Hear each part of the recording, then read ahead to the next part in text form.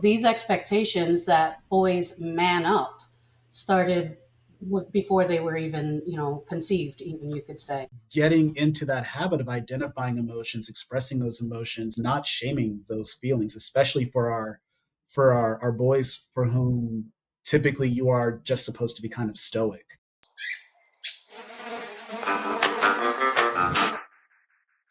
Welcome to Birds.Bees.Bodies, a Planned Parenthood of Southeast and North Florida podcast where we break barriers, tear down stigmas, and promote open discussions on sexual and reproductive health. Get the buzz on topics from puberty to menopause, contraception to conception. No topic is off limits. So sit back, relax, and let's dive into a judgment-free zone to promote sexual wellness. Welcome back to another episode of Birds.Bees.Bodies, a podcast brought to you by Planned Parenthood of Southeast and North Florida. I'm your host, VP of Communications for the organization here. And we have some great guests joining us for this podcast episode today called The Teen Transition. And this is really stemming off of some concerning issues, and not anything that's new, but something we've been talking about now after we saw the Netflix show Adolescence come out, and a lot of parents talking about some of the issues brought up in that show. So we do want to talk about how this impacts our youth, how this impacts, us as adults, as educators, as family members. And we are joined today by Andre, our community health educator from our education program at Planned Parenthood of Southeast and North Florida, Trey, a behavioral health counselor with our behavioral health team, and our behavioral health program director, Janet Santiago. So welcome. Thank you all for joining us. I think we'll just start off just kind of diving right in. And, what is your overall impression? I guess I should start with some of the really raw and shocking topics that this show has brought up. And I don't want to spend too much time talking on the show itself, but just kind of this was an eye-opening experience for a lot of people on what it's like raising young boys. It's something that's always existed, but now it's really being talked about more. I love that they're highlighting it. I think it's something that we have talked about and we kind of know about, but it's never been spoken on. And I really enjoy that they're showing kind of the emotional side of what it is to be a young boy.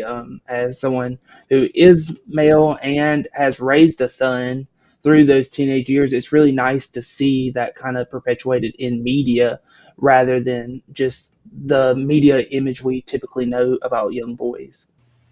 I found it terrifying to know that we have allowed, our boys to feel this way for so long, right? I mean, there's things that you even do subconsciously, like gender expectations, that I think in recent years, people have become more gender neutral in roles and understanding that we are raising people to have these expectations that really don't fit person to person just because you were assigned a certain gender. I wanted to chat about the impact that this mentality of that boys are supposed to be rigid, boys are supposed to be strong, boys are supposed to be masculine, and that starts at a very young age. I've heard parents when they see their little young boy crying, oh, come on, don't cry, you're not a little girl. You know what I mean? So just that kind of rhetoric that goes out there. First of all, Michelle, thank you for having us here and, opening the floor to such an important topic. Throughout my career, I have worked with a lot of families, a lot of youth, children as young as age 3. And what I've noticed is that, all of these expectations start before the child's even born, right? It's the parents' expectations. It's what they're hoping to see, what they're wishing for. I mean, we see it with the gender reveals and, those kind of activities. So these expectations that boys man up started before they were even, conceived, even, you could say. The expectation that they don't cry, that they don't ask for help, that they don't show fear even, right? Like they have to be tough at all times. I think that's something that runs very deep in all cultures. And it's something that we see at all levels of life.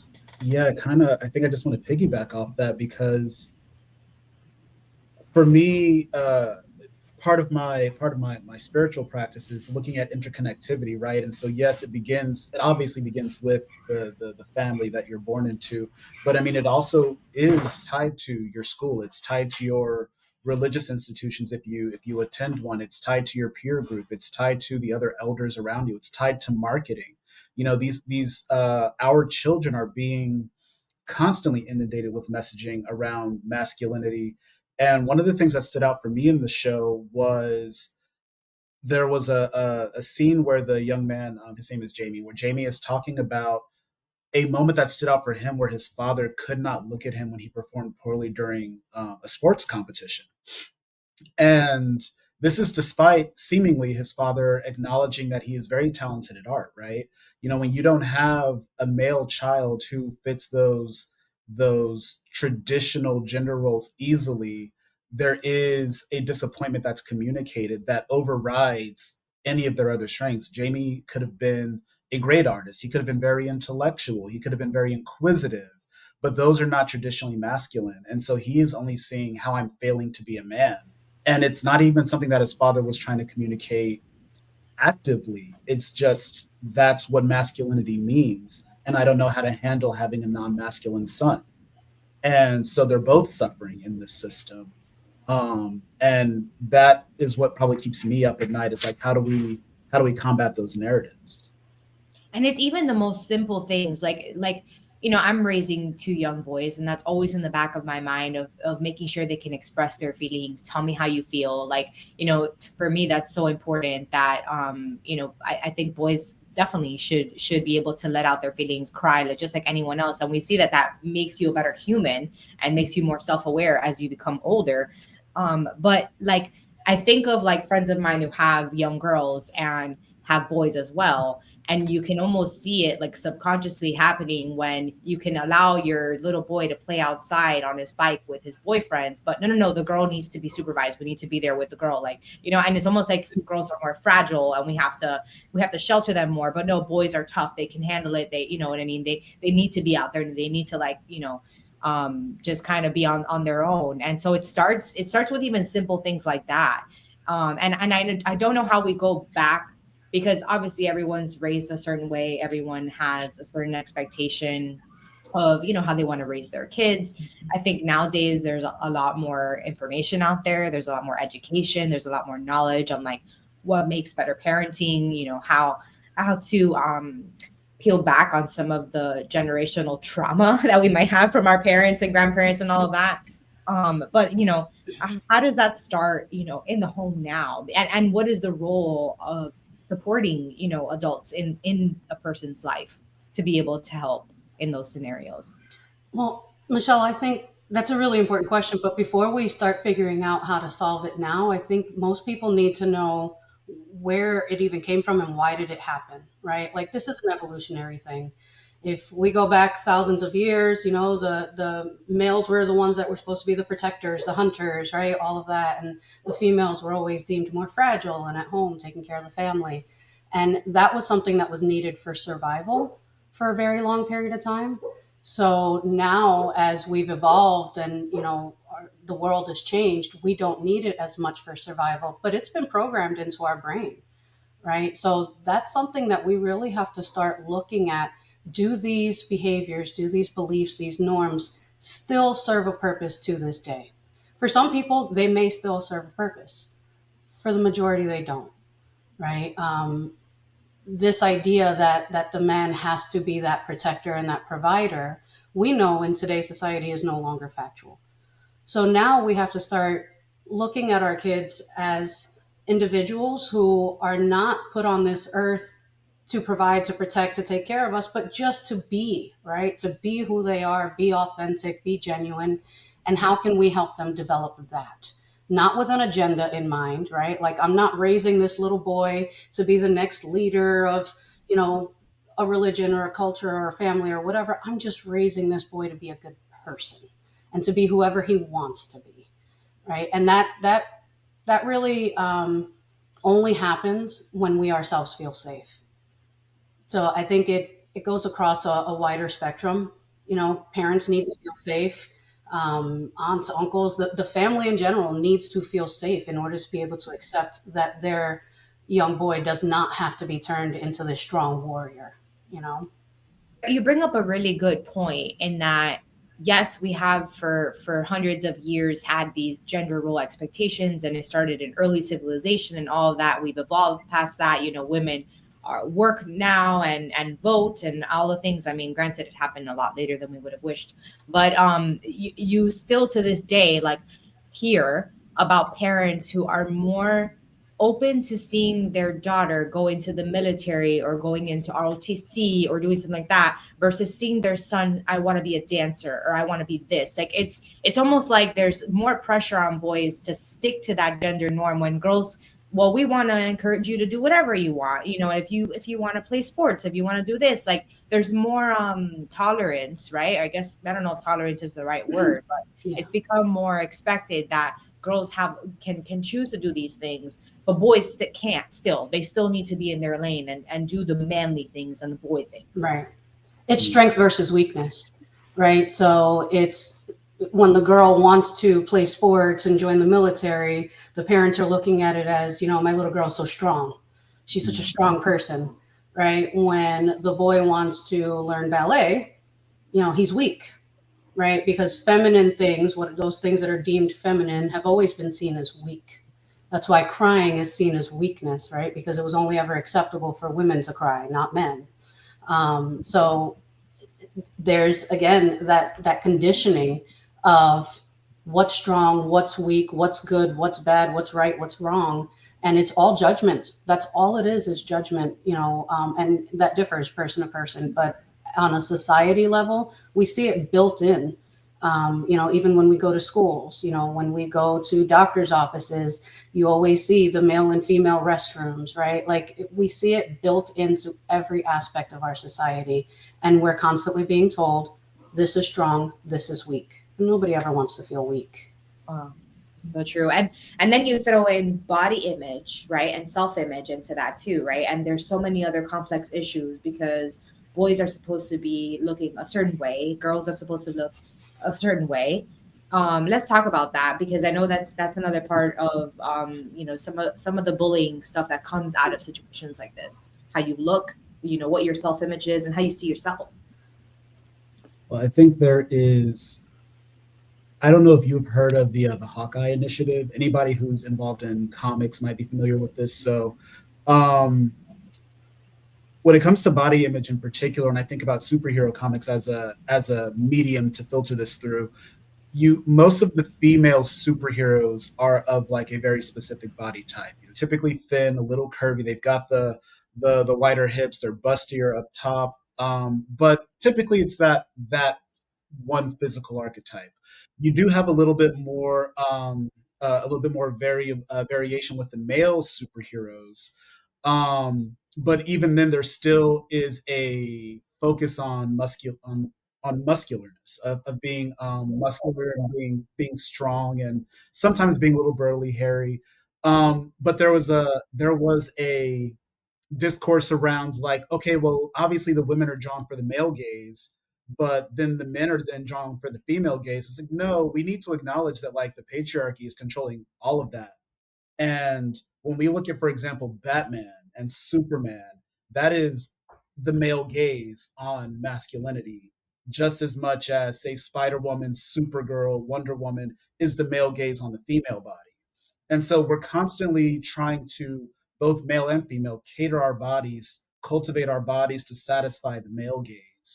And meanwhile, if you step out of the Hawkeye, so the Hawkeye Initiative basically reversed illustrations and put male superheroes in traditionally female poses, which accentuate their behinds, their chests, things like that, just to really highlight that filter. But if we step out of that and we look at, for example, Hugh Jackman, right, who played Wolverine for decades, and when he's presenting as Wolverine, he's very ripped, he's very muscular, presents as very strong. And then you look at a women's health magazine and he's wearing a sweater and he looks very soft and kind of cozy. And that's the female gaze, right? Like if we want those men who want female partners, that's the image you should be going towards if you want to collect your partner. But instead, you're still trying to satisfy the male gaze and look strong and aggressive and intimidating. And I think that's a thing we need to acknowledge and really try to undo for our youth. Start so young because like my Yeah. son is 2, he's about to be 3, and he's so into superheroes right now. And Mhm. and I'm trying to I don't know if it's the right thing or not, but like I'm trying to show him like the villains as well. Like there's complex characters and everything. Like look, and now he likes the Joker. You know what I mean? Like the Joker's such a complex character and has his own background.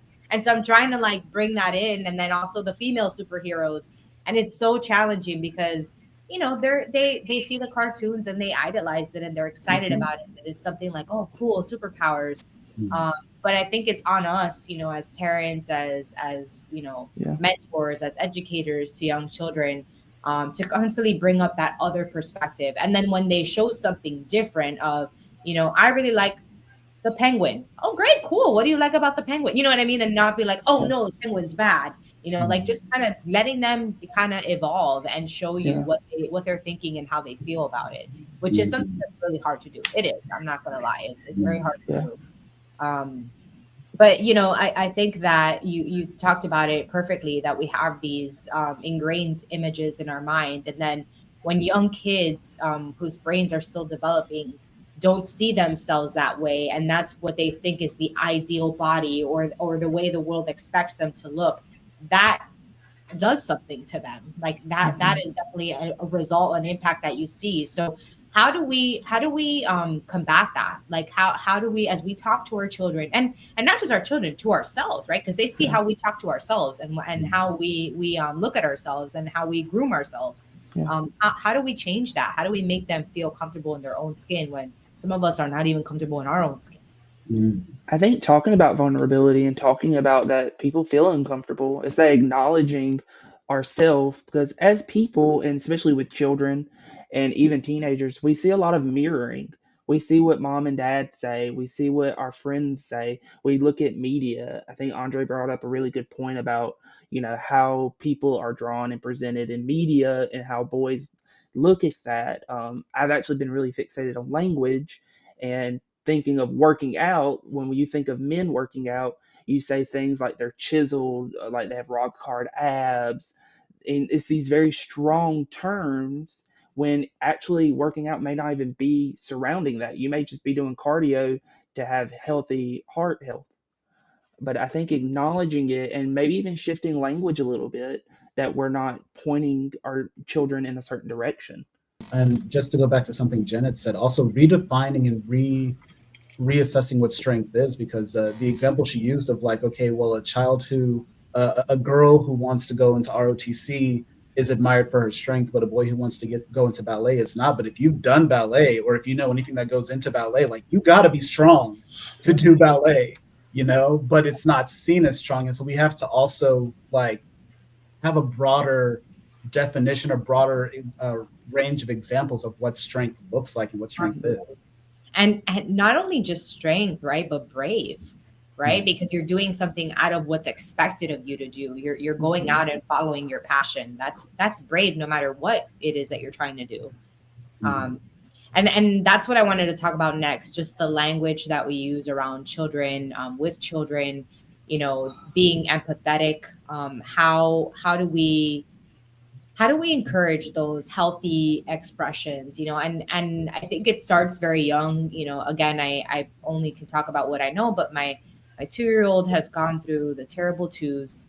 This whole year has been very, very challenging, and because he's at an age where he gets frustrated that his superhero figurine can't stand upright and it falls, and he's like upset because it's not standing up, and I'm like, what's wrong? What do you feel? Are you upset right now? Do you need my help? Do you want to ask me for help? And so I'm trying to like get him to, instead of just him crying and having a fit, because I know what he wants. I know he wants me to help him stand up the figurine, but I want him Mhm. to tell me what he wants and tell me and Mhm. ask for help. Like, don't just cry about it. That's fine if you want to cry, but tell me, Mom, I need help. And so, Mhm. and that's like the smallest example of that I can think of. But just how do we learn to just continue having that evolvement in our homes and in our schools and in our community centers and all of that? A lot of the work needs to be done by us as adults, right? Like kids come into this world knowing exactly how they're supposed to be. We're the ones that shape them, right? Like your son, when his toy wouldn't stand up, that crying, that was natural to him, right? He didn't have to think twice, is this strong? Is this weak? Am I allowed to cry? He was just him. We as a society, we as people need to learn to not put people down, no matter what age they are, just for being themselves, to tell them it's okay. It's okay for crying. I'm proud of you for expressing how you feel. Now, how are we going to handle it, right? Like you handled that perfectly. Like, absolutely. I'm proud of you. And letting them know, it's so important to let them know at such an early age that you're proud of them for being strong enough to experience the emotion. Because real weakness is refusing to experience the hurt, refusing to experience the pain. You shove it away because you can't handle it. That's weakness, right? Weakness is having emotional meltdowns and screaming and flipping out because people don't respond the way you want them to. That's weakness. It's not weakness to cry because you're feeling emotional and yet still pick yourself up and continue on your path. That's strength. And I think that's the shift that we need to start making as a society is, again, as Andre said, like identifying and redefining what is strength versus what is weakness. Kids are strong. They come into this world. I mean, the birth experience is traumatic enough and they survive it, right? They're resilient. They fall, they get up and they keep going. They're very, very resilient. My 2-year-old runs into walls and like nothing ever happened. Yep. My son did it for years. For years, my son always walked looking backward. So he was constantly bumping into things, right? But they learn from their experiences. And as long as we don't shame them, because that's where a big part of it comes in, right? Is like anytime you're telling them don't cry, or, be strong, that kind of thing, you're shaming them for who they are. And shame is what tends to erode our genuine and authentic selves. And I want to touch on that for teenagers, because that is a big part of what the age group that this really impacts and starts to shape who you are as a person. I know it starts younger, but teenage years are always just so difficult. What tips can you offer parents and caregivers? Because we know that the teenage years are very challenging. There's so much happening. Their hormones, like they're learning who they want to become. There might be stuff happening at school that they don't feel comfortable sharing with their parent. So, one of the things that I've read a lot about is, parents have this tendency of picking up their kid from school and asking, "How was your day? What did you learn today?" Like these questions that kids are not interested in answering. They're overwhelmed. They probably had, so much going on in the day. That's not what they want to talk about, versus just letting them tell you or ask a more, open question of like, how do you feel today? I mean, there's any number of things you can do. The first thing I always tell parents is you keep conversations going. Don't assume that if you've talked about it once that like it's done. A lot of conversations, especially for teenagers, need to be revisited over and over and over again. And specifically on the emotional side, I would say a practical tool is if you're not very familiar or adept at using emotion words, buy an emotion wheel. It'll give you a range of different emotion words that are kind of categorized, and help your teenager identify what those feelings are, because a lot of the times I feel bad, right? Or school was good, or something very basic, but maybe it's like I feel bad because using the example of the toy that keeps falling over, I'm frustrated. I'm trying to make this toy stand up and it won't stay standing. I'm frustrated. That's a different kind of bad than a dog bit me on the ankle and it hurts when I walk right now. So really getting into that habit of identifying emotions, expressing those emotions, and getting kind of to the root of things. And again, as we've kind of all been talking about, just not shaming those feelings, especially for our boys, for whom typically you are just supposed to be kind of stoic.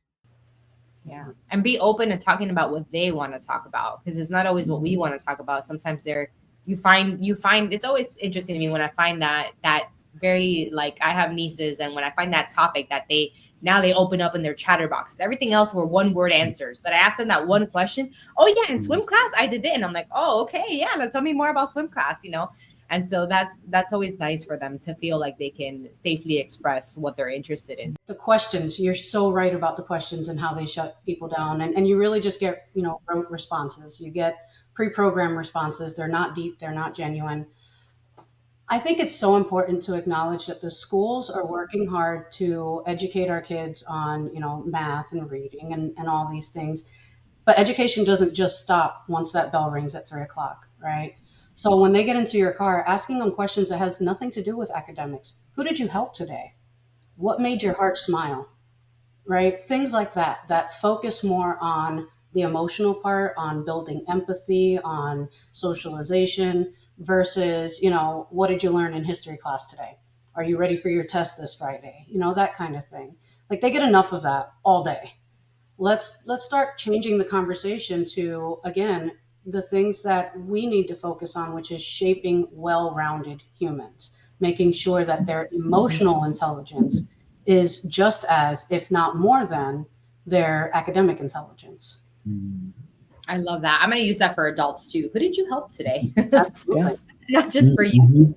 Thank you all so much. I know there's so much more we could talk about this, but please go on our website, ppsenfl.org, if you want to look up more resources on our education programs. If you want to look up more about our behavioral health program and all the different types of counseling and therapies that we offer, and support groups as well. There's a great program that we work with parents on for parent support. So please check us out, ppsenfl.org. And of course, follow us on social media if you'd like to. We're on all the platforms with the same handle, ppsenfl, for Planned Parenthood of Southeast North Florida.